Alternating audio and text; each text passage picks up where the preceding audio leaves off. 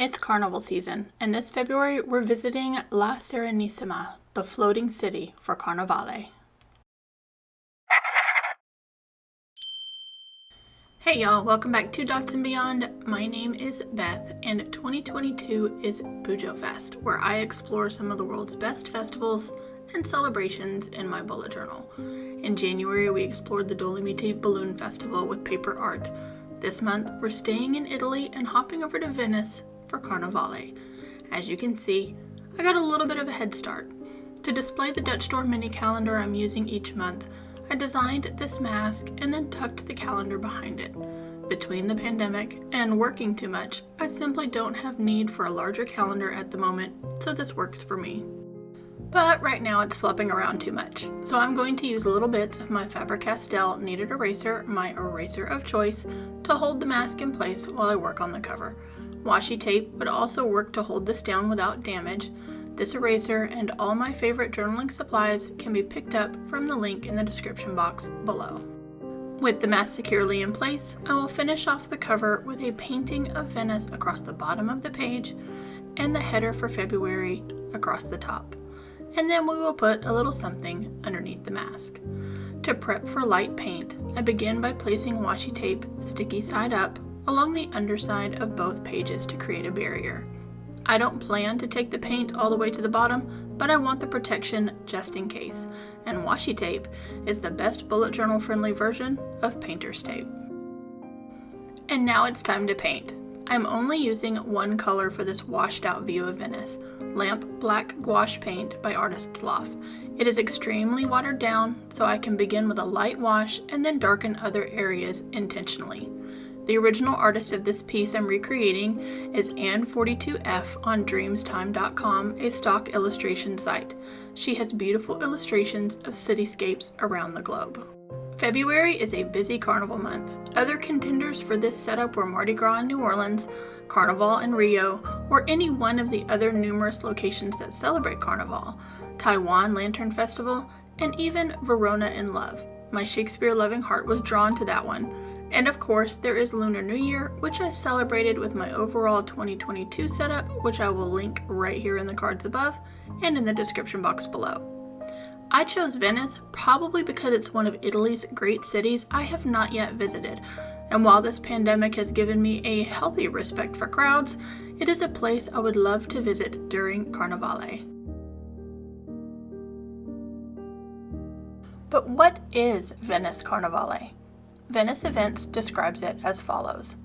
Carnevale began in 1162 in celebration of the Venice Republic's victory over its enemy, the Patriarch or Aquila. The people gathered in St. Mark's Square to dance and celebrate their victory. Ever since, this victory has been celebrated in the streets of Venice, though this origin is extremely removed from its modern reality. While this paint dries, and it shouldn't take too long, I'm going to work on the header by flipping the journal upside down so my arm isn't grazing across wet paint. The font I'm using for this setup is called Tremis Deco. I will link to it below. I freehanded the font so it isn't exact, but it does have the right vibe. So how did modern Carnevale evolve? Under the rule of Holy Roman Emperor Francis II, Carnevale was outlawed in 1797, along with the Venetians' use of masks to conceal their identity. While it sprung back up for brief periods and small private celebrations, it was 1979 when the Italian government decided to help Venice reconnect with its festival heritage, to help rejuvenate the culture and economy of the city. Over the last 43 years, Venice Carnevale has grown to one of the world's most popular celebrations, though it's not without its vices, as the influx of tourists each year both helps the economy and contributes to the deterioration of this sinking city. Carnevale was a prime opportunity for me to inject a lot of color into my journal this month, but after my colorful January spread and knowing what I have coming your way in March, I chose to stick with a classic black, white, and gold theme. And now it's time to add some flourishes to our February font and accessorize the cover page with gold teardrop beads. The gold chains for the teardrops are merely two sizes of circles. I'll hang small chains off the font letters and some larger ones to flank either side of the page. Once outlined, I'm coloring them in with a Uniball Signo gold gel pen as a base layer. With most elements on the page complete, I'm pulling or rolling off the bits of kneaded eraser to release the Dutch door mask. Under the left side of the mask, I'll write Focus, with space to jot down major to-do items and goals. Under the right side is Events, where I can record appointments, birthdays, and get-togethers. Under both will be a simple series of bullet points indicating the beginning of a line. I will then finish off this functional part of the page by highlighting both headers with the light gray N95 Tombow dual brush pen. I also went over all of the gold gel pen with Coliro gold watercolor and Arabic gold to make it shimmer and shine a little bit brighter, finishing off February's welcome to Venice Carnevale. With the cover page complete, let's move on to this month's challenge and mood tracker. Again, I got a little bit of a head start by inking in the headers and drawing a full-size calendar prior to filming. The squares on this February calendar are 5x5 dot grid spaces with 4 days of the week on the left and 3 days on the right.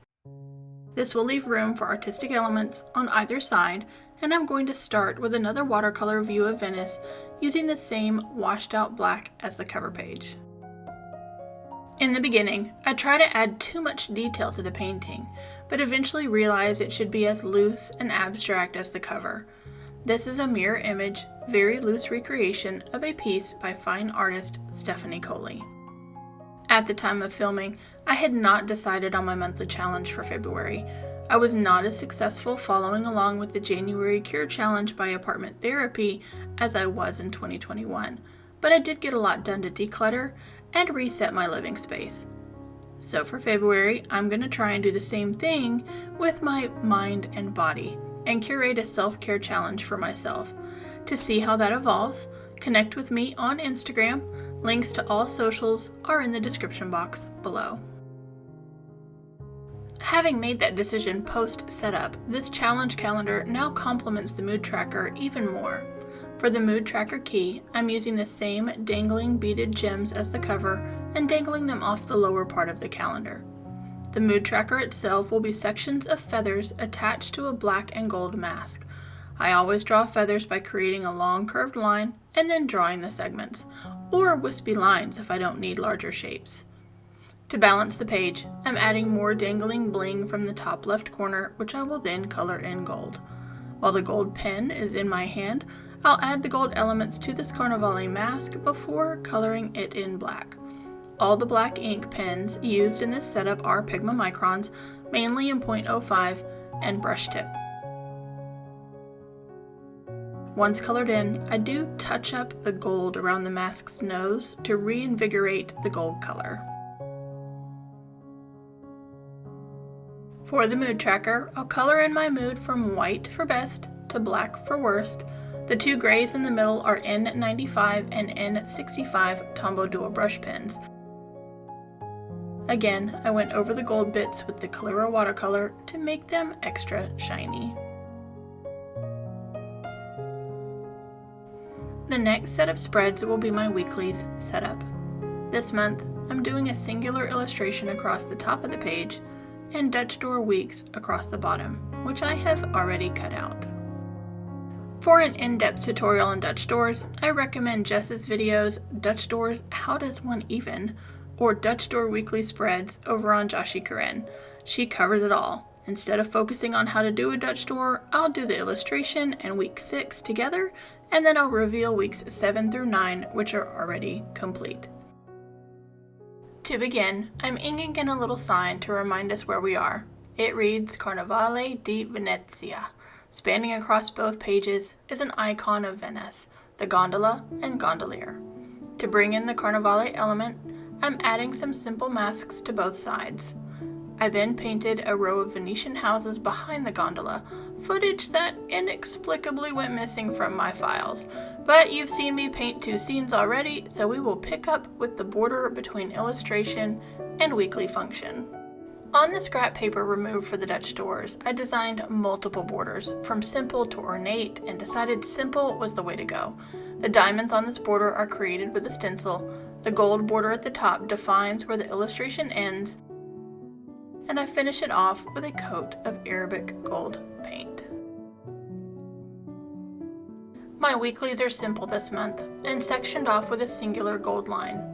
Under the daily header, I leave 8 dot grid spaces for events or tasks on the day before drawing in another gold line. Below that line will be a space for me to micro-journal thoughts for the day. My long-form journaling takes place digitally because my fingers type fast enough to keep up with the cacophony of my brain, but I tried micro-journaling in January and I really liked it. I haven't quite made it a daily habit yet, but I'm working on it. In each of the bottom corners is a gold flourish to balance out the heaviness at the top of the pages.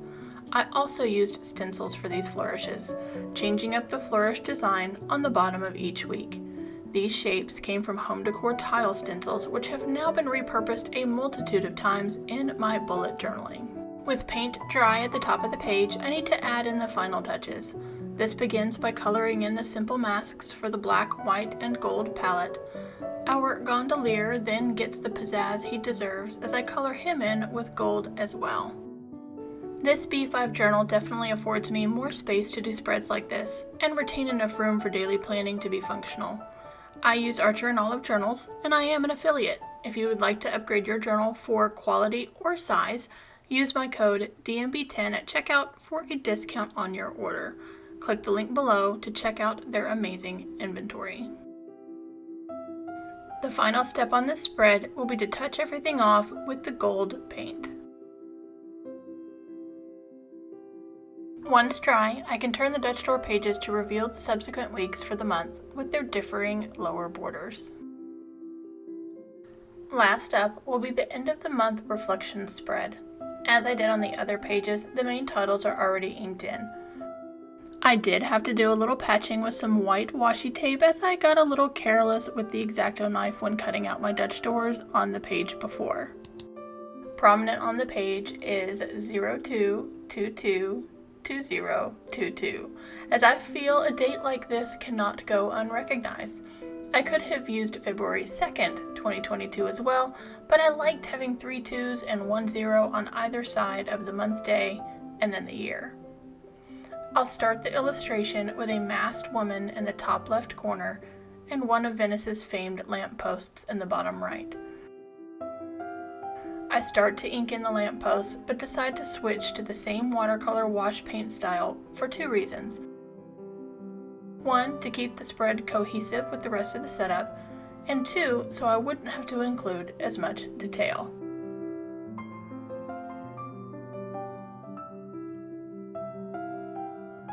For the gold element on the page, I created a simple gold border with stenciled flourishes in the opposite corners from the illustrations.